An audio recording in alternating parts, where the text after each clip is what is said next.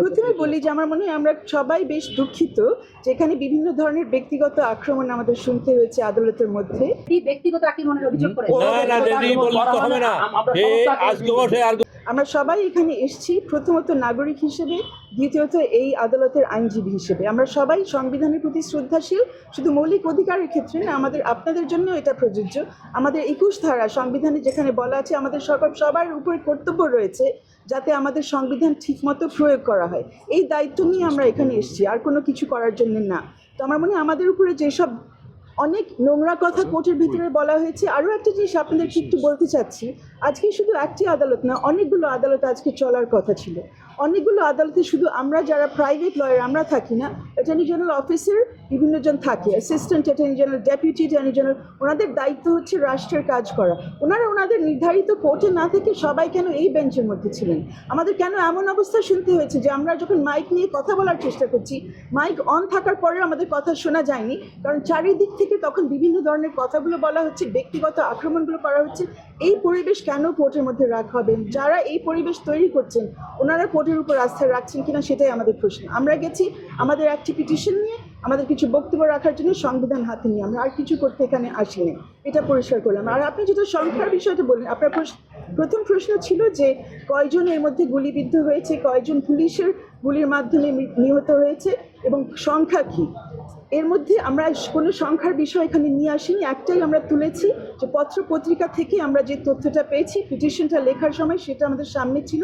এর মধ্যে সরকারি একটা তথ্য এসছে আর সেটা তুলে দেওয়া যায়, আর একটা পিটিশনের মধ্যে বলাই যায়। কিন্তু কথা হয়েছে একজনের বেশি একাধিক বাংলাদেশি নাগরিক মরেছে, গুলিবিদ্ধ হয়ে মরেছে, নিহত হয়েছে। তো সেটার তো একটা তদন্ত করতে হবে। আমরা এখানে তদন্তের জন্যও আসিনি, গণতদন্তের কথা তোলা হচ্ছে, সেটা নিয়ে আমরা কোনো কথা এখানে বলিনি। আমরা বলেছি যে গুলিটা বন্ধ করা হোক। আরেকটি বিষয়, এত কথার মধ্যে বোধহয় সবাই ভুলে যাচ্ছেন, এটার আরেকটি প্রেক্ষিত ছিল যে 6 জন সমন্বয়কারী আন্দোলন। এটা আবারও বলি, আমরা কিন্তু এই আন্দোলনেরও কেউ না, আমরা নাগরিক এবং আইনজীবী। আমরা এসছি সেই দায়িত্ব থেকে যে আমরা দেখছি অন্য 6 জন নাগরিক যারা একটি আন্দোলনের সাথে সম্পৃক্ত, বলা হচ্ছে যে তাদেরকে ডিবির হেফাজতে রাখা হচ্ছে। আজকে আমরা শুনলাম যে এর মধ্যে তাদের বাবা মা তাদের সাথে দেখা করতে গেছেন। একই কথা, ওনারা কিন্তু নাবালক না, ওনারা একটি আন্দোলনের নেতৃত্ব দিয়েছেন, সাবালক, অ্যাডাল্ট, সুস্থ মস্তিষ্কের। এই অবস্থায় তাদেরকে কাস্টাডিতে রাখা হয়েছে, এটা অ্যাডমিটেড, কেউ ডিবেট করছে না যে তারা কাস্টাডিতে আছে। সরকার পক্ষ বলছেন ওই কাস্টাডি লিগাল, আমরা বলছি সেই কাস্টাডি লিগাল না। আমরা জানতে চাচ্ছি কোন লয়ের আন্ডারে ওনাদেরকে রেখেছেন। ওনারা বারবার বলছেন ওনারা নিজে যেতে চেয়েছেন। এখন নিজে যে যেতে চেয়েছেন এই প্রমাণাদিটা কোথায়? ওনাদেরকে মুখের কথার উপর আমরা ধরে নিব না, ওনারা আমাদেরকে কোনো আদেশ দেখাবেন যে কিসের ভিত্তিতে ওদেরকে ওখানে নেওয়া হয়েছে। তো আমরা শুধু চাচ্ছি যে ওদের থেকে আমরা শুনি, কারণ আমরা জানি যে ওনাদেরকে হসপিটাল থেকে নেওয়া হয়েছে।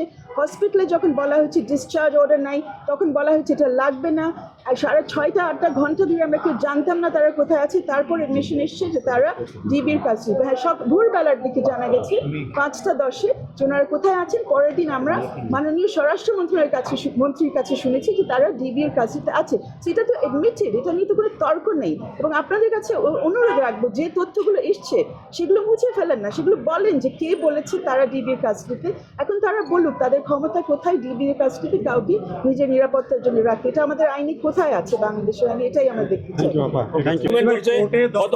হইচই হয়েছে, বিচারক কয়েক দফা আপনাদেরকে থামিয়েছেন, এটি কি কারণে হয়েছিল? এটা দুই পক্ষের লোকজন কোর্টে আমরা এই ধরনের কোনো বিশৃঙ্খলা কোনো কোর্ট কোনোদিন এটা কাম্য নয়। হ্যাঁ, এখন এটা একটা সেন্সিটিভ ইস্যুতে অনেক সময় অনেক ধরনের যে এটা কোনোভাবেই কাম্য নয়।